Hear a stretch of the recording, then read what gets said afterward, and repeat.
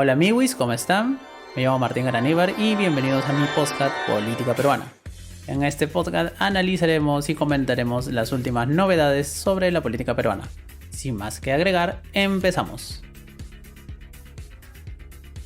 En el episodio de esta semana, obviamente, hablaremos sobre el tema más candente, ¿no? Que son las grandes diferencias que hay y que son evidentes ahora entre Cerrón y Castillo. Entre una parte de Perú Libre que podríamos ir a la cerronista y el otro a la que es el ala castillista, ¿no? Las diferencias son tan evidentes ahora que literalmente se las ventilan por Twitter y se andan mechando por Twitter como si fueran dos chibolos que están en una asamblea de estudiantes y que literalmente se están gritando de todo. Y para esto obviamente tengo que agradecer a la política nacional porque literal no tenía mucha idea de que iba a ser el tema del podcast de esta semana, pero menos mal siempre aparece una crisis justo un día antes o el mismo día que voy a hacer el podcast, entonces obviamente ayudan.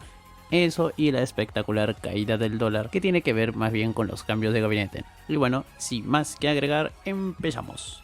Políticamente hablando, la semana andaba tranquila, fresh, como que todo el mundo preparando el tema del voto de confianza, hasta que un tweet en la madrugada emitido por Vladimir Cerrón llegó, ¿no? Era un comunicado oficial de Perú Libre, en el que exponían que Perú Libre no dará el voto de confianza al gabinete, anuncia expulsiones y recomposición de la bancada. Entonces uno agarra y decía, ¿qué pasó acá, mano, no? Lo curioso es siempre ver el primer párrafo, ¿no? Dice: la Asamblea Nacional Extraordinaria del Partido Político Nacional Perú Libre, realizada el 13 de octubre, pone de conocimiento al pueblo peruano lo siguiente. Primero, existe un inocultable giro político del gobierno y su gabinete hacia el centroderechismo, donde incrementaron los representantes caviares, quienes usufructúan del financiamiento de exterior, de las patronales empresariales y del propio Estado. Esta composición la integran partidos sin inscripción sostenidos por ONG norteamericanas, quienes han cogobernado con los 4 últimos gobiernos y ahora con el actual, ¿no?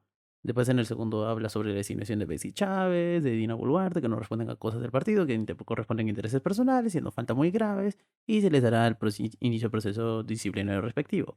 En el punto tercero dice: el partido no sujetará su conducta política al condicionamiento de espacios laborales, porque ello impediría tener amplitud crítica, ejecutar acciones políticas o aplicar un programa leal al pueblo, razón por la cual prescindimos de las asignaciones de prefecturas, subprefecturas o direcciones descentralizadas en estas condiciones, pese a que los militares legítimamente lo merecen. O sea, le dice: no más, compadre, porque aparte no tiene.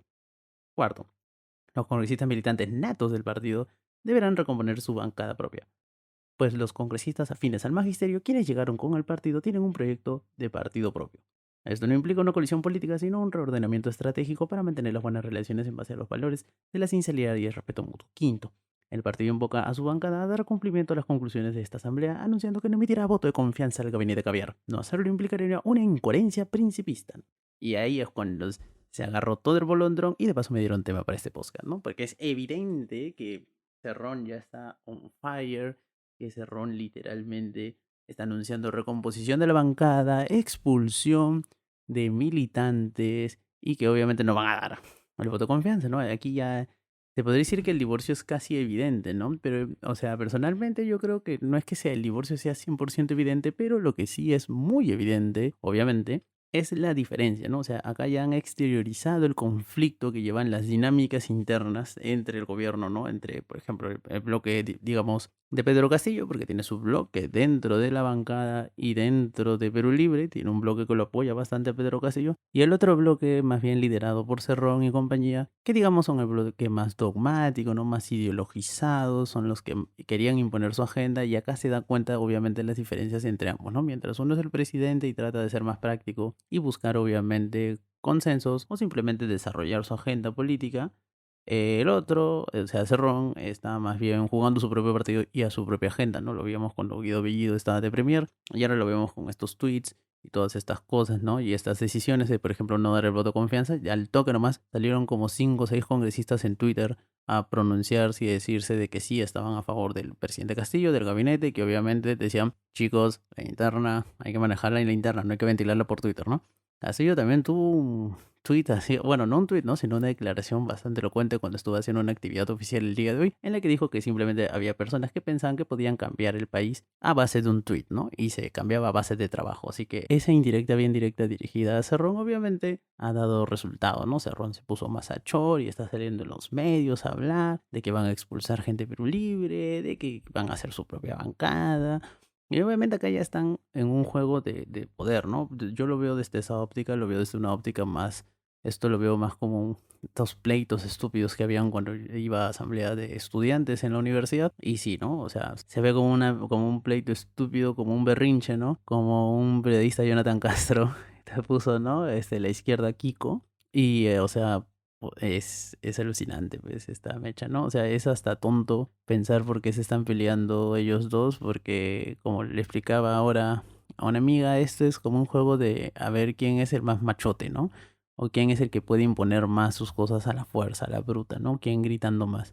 Entonces, obviamente, ahí Cerrón está jugando su partido, se está jugando prácticamente sus últimas cartas, porque poder real tiene poco, ¿no? Le guste o no le guste a Vladimir Cerrón, al final la gente votó no tanto por el partido, sino por el candidato. Más bien, yo diría que votaron, como muchos dicen, a pesar del partido. Uno apoyó a Pedro Castillo a pesar de todo lo que tenía, porque obviamente la otra opción, para mí, personalmente, siempre fue peor, ¿no es cierto? Acá yo nunca he ocultado que era antifujimorista y nunca lo voy a ocultar, entonces es como que obviamente para mí la otra opción era peor, entonces obviamente a pesar de todo lo que había, a pesar de todos los anticuchos y que durante estos primeros meses, hasta hace 2 semanas que hubo el cambio de gabinete, que parecía decir, puta, creo que, o sea, bueno, podría ser peor, ¿no? Ese era nuestro consuelo.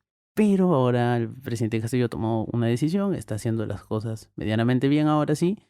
De hecho, eso se ve reflejado, como dije después, en el tema del dólar, ¿no? Pasamos un dólar de 4.13 a 3.90, 3.92, 91 creo que ya ha bajado ahora que ha cerrado el mercado del cambio.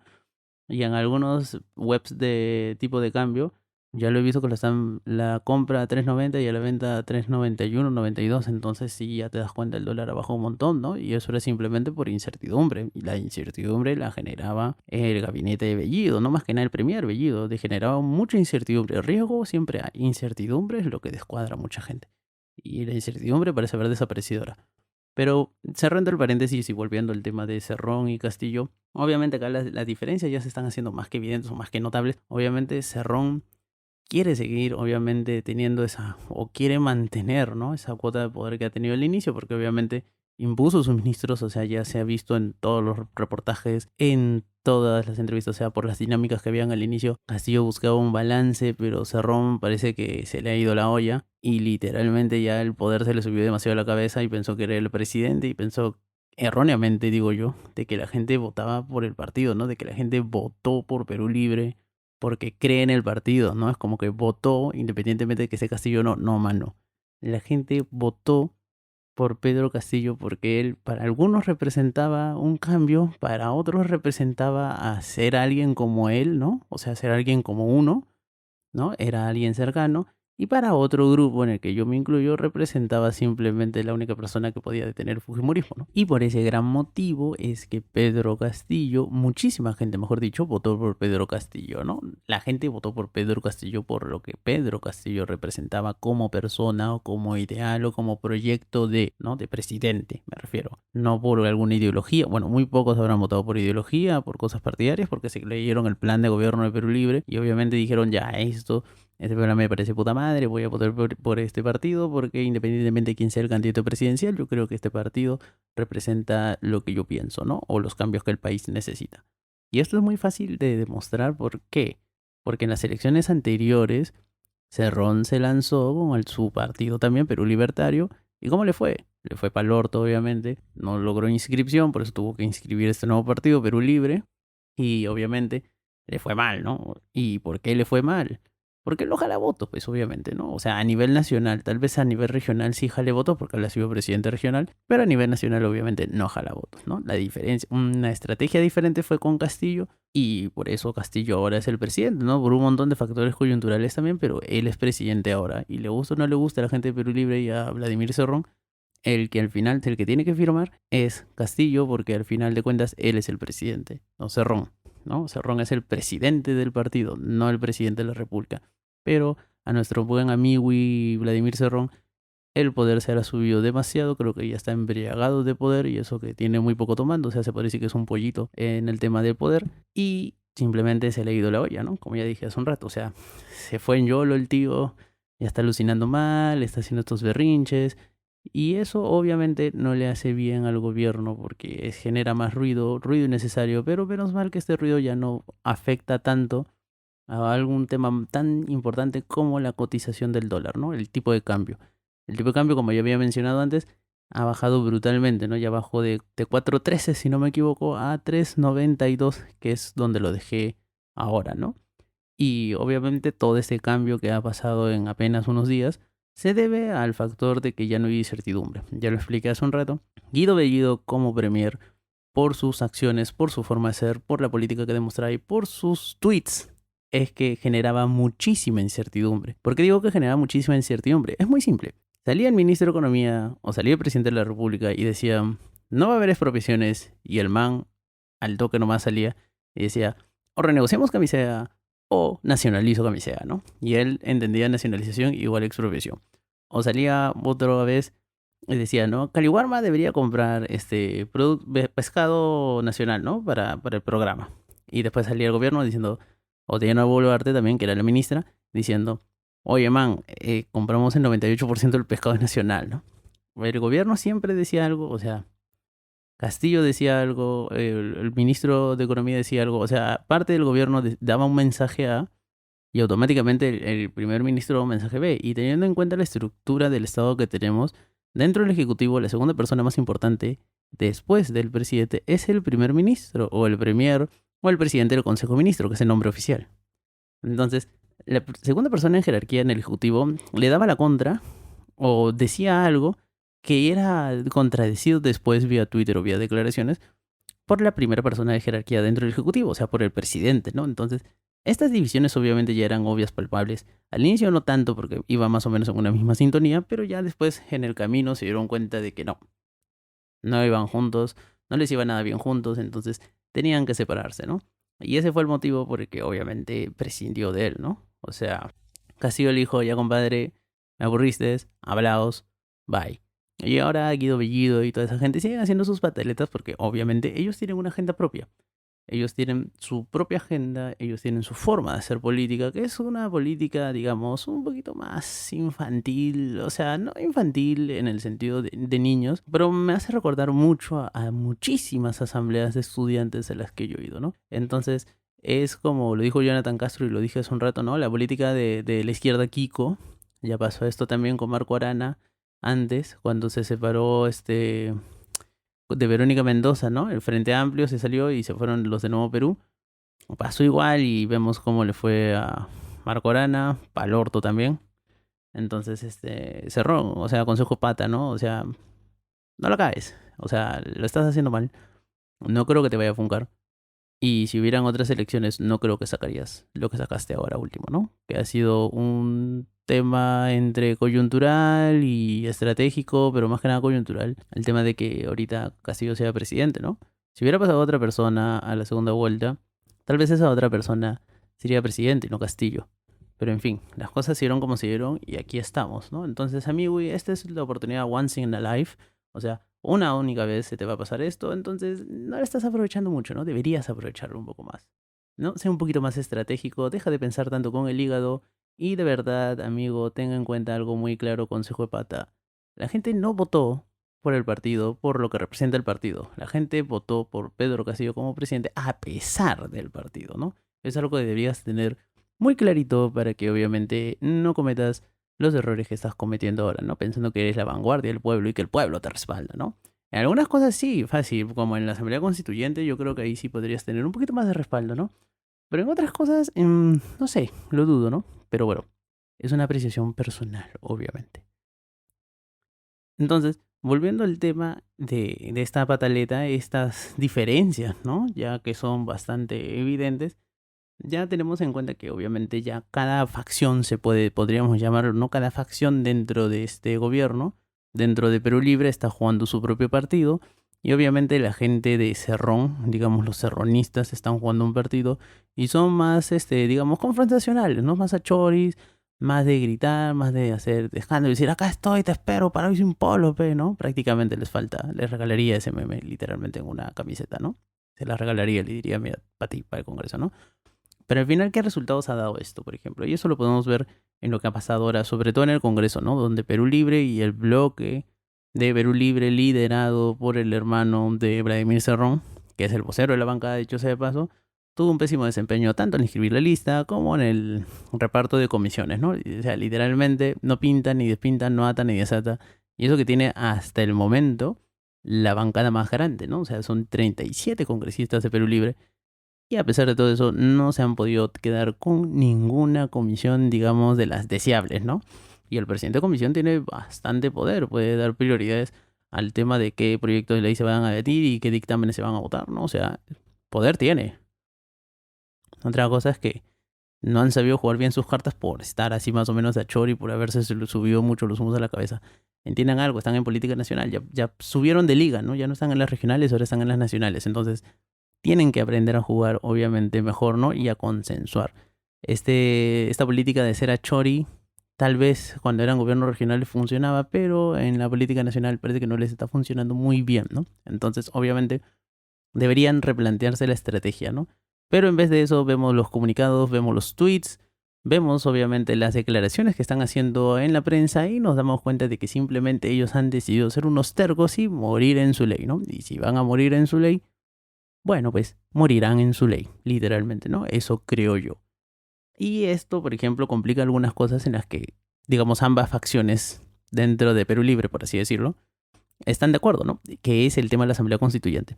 Si estos manes siguen así de peleados, el tema de la Asamblea Constituyente va a ser bien difícil que salga, porque para eso, nos guste o no nos guste, va a tener que haber una breve reforma en la Constitución y se va a tener que consensuar bastante con un montón de fuerzas políticas que ahorita están como que pensando, ¿no? Diciendo, vamos a ver cómo va el tema, ¿no? A ver si apoyo o no apoyo a la Asamblea Constituyente. Pero si ven estas cosas, obviamente van a decir, no, mano, no va. Por eso Mirta Vázquez, sí, en ese sentido yo creo que ha sido estratégica al decir de que hay que consensuarlo. No me pareció correcto que diga que no estamos en un momento constituyente. Yo creo que sí estamos en un momento constituyente, pero obviamente hay que construir los consensos necesarios dentro del Parlamento para materializar ese momento constituyente en una reforma constitucional que permita convocar un referéndum para saber si la gente quiere un cambio total de la constitución vía una asamblea constituyente, porque al final se va a tener que hacer el referéndum. O sea, eso es lo que yo pienso, ¿no? La gente, por ejemplo, que está en el no al referéndum, que están haciendo lo de las firmas para prohibir el cambio total de constitución vía referéndum, lo están haciendo bien, ¿no?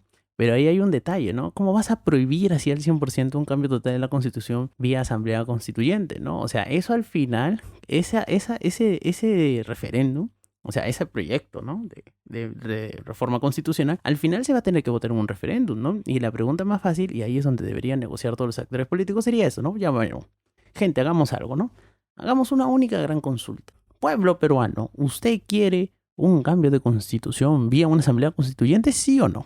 Si gana el no, obviamente se acabó el asunto y ya está, ¿no? Fue un gusto, no hay asamblea constituyente, jódanse, punto, ¿no?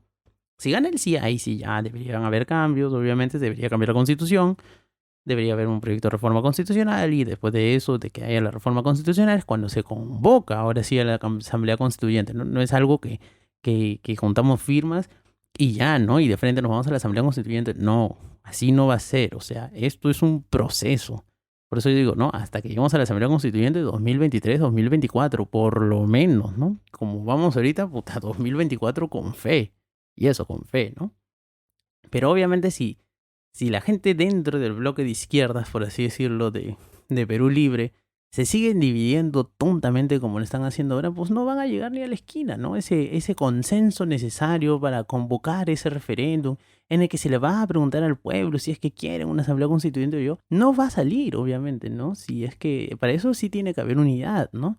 Y como lo expliqué en el podcast anterior, el tema de la unidad, o sea, no hay que entender la unidad falsamente como se ha entendido erróneamente desde mi punto de vista históricamente en el Perú, ¿no? Dentro de la unidad de las izquierdas, ¿no? En el que el partido que tiene, digamos, la mayor representación, o el partido que tiene la inscripción, o el partido que está de moda, o algo así, por así decirlo, es como que ellos agarran y dicen, bueno, como yo soy el más man acá, yo soy el que mando, todos se tienen que acoplar detrás de mí, ¿no? Y la gente de izquierda como que diciendo, no, apelando a la unidad de la izquierda, obviamente, ¿no? Y la gente como que, el resto de las izquierdas dicen, puta, ya, pues, ¿qué más queda, no? Caballero, nomás, pues, estamos cagados, pues, o sea, no tenemos nada, ¿no? No tenemos inscripción, por ejemplo, ¿no? O no pasamos la valla, ¿no? O no tenemos representación en el Congreso. Entonces, Obviamente esa unidad de la izquierda impuesta, así forzada prácticamente, donde es un corsé en el que uno se tiene que acomodar y entrar, y si no entra está jodido, como que está mal, ¿no? Obviamente tiene que haber un diálogo dentro de las izquierdas, tiene que haber negociación dentro de las izquierdas, y obviamente tiene que haber un consenso de mínimos, es lo mínimo indispensable, ¿no? Aunque suene redundante. Pero tiene que haber un consenso de mínimo, porque por ejemplo, algo en el que creo que todas las izquierdas en el Perú están de acuerdo es en el tema de la Asamblea Constituyente. Entonces, hay que llegar a consensos de mínimos, ¿no? Hay que hacer eso y hay que empujar el carro en una sola dirección, obviamente, ¿no? Entonces, si no lo hacen, obviamente a las izquierdas les va a ir pa'l orto, como les ha ido históricamente. Y obviamente el tema de la Asamblea Constituyente, que yo creo que todavía está el mood ahí del cambio de constitución. De hecho, muchos amigos de derechas andan palteados y quieren evitar a toda costa que se convoque ese referéndum. Es como que yo creo que el mood todavía está, ¿no? Pero se está perdiendo ese carro, ¿no? Entonces no es que va a estar ahí eternamente. La gente obviamente tiene otras prioridades y si la economía no se soluciona, obviamente la gente va a decir, me importa una mierda la Asamblea Constituyente, yo quiero que se mejore la economía, ¿no? Entonces hay que ser estratégicos, hay que ser inteligentes y eso es el chongo, ¿no? Y si siguen estas divisiones estúpidas dentro de la izquierda, obviamente se va a pasar el tren y uno sabe hasta cuándo se va a poder llegar a otro momento que sea como un momento constituyente, ¿no? Que yo creo que vivimos un momento constituyente desde noviembre, desde lo que pasó el año pasado en noviembre, ¿no? Que la gente se dio cuenta que tenía que haber un cambio de constitución, sí. Que toda esa campaña electoral ahí vio el tema del cambio de constitución, sí. Que ganó un candidato presidencial que una de sus banderas de campaña, una de sus promesas estrellas, fue el cambio de constitución, sí. Entonces, hay que construir puentes y consensos para materializar eso que todavía está ahí, ¿no? Pero obviamente no se está materializando. Entonces, amigos de izquierda, obviamente, no perdamos el tiempo en batallas y en peleas estúpidas y hay que concentrarnos en lo realmente importante. Eso es algo súper importante, ¿no? Y por eso todo esto de Cerrón y Perú Libre, o sea, más que un juego, porque ellos se consideran, claro, los puros de izquierda, ¿no? Los verdaderos representantes del pueblo. O sea, mano, le está haciendo en realidad un juego a la derecha, ¿no? O sea, los extremos se juntan, ¿no? O sea, ya basta me da risa, ¿no? La extrema, se podría decir que la extrema izquierda y la extrema derecha tienen en común algo, ¿no? Algo que los une profundamente, ¿no? Su odio a los caviares. Y o sea, eso es algo hasta tonto, ¿no? O sea, se podría, bueno, caviar para empezar es un término muy difícil, ¿no? De definir, porque depende de quién le preguntes qué es un caviar, ¿no? O sea, caviar es difícil de definir porque representa mucho y a la vez nada. Porque imaginemos, ¿no? Preguntémosle a un amigo y de derecha, bien de derechas, qué es un caviar, ¿no? Y él te va a decir, ya, fulano tal es un caviar, ¿no? Sagasti es un caviar, ¿no? De izquierdas peligroso. Pero le preguntas a alguien de izquierdas, muy de izquierdas, ¿qué es Sagasti? Y te podría decir también, ¿no? Sagasti es un caviar. Tal vez sí, ¿no? Diga, sí, Sagasti es un caviar. Pero es un caviar de derecha, ¿no? O es alguien que representa el neoliberalismo, ¿no? O alguien que representa las derechas.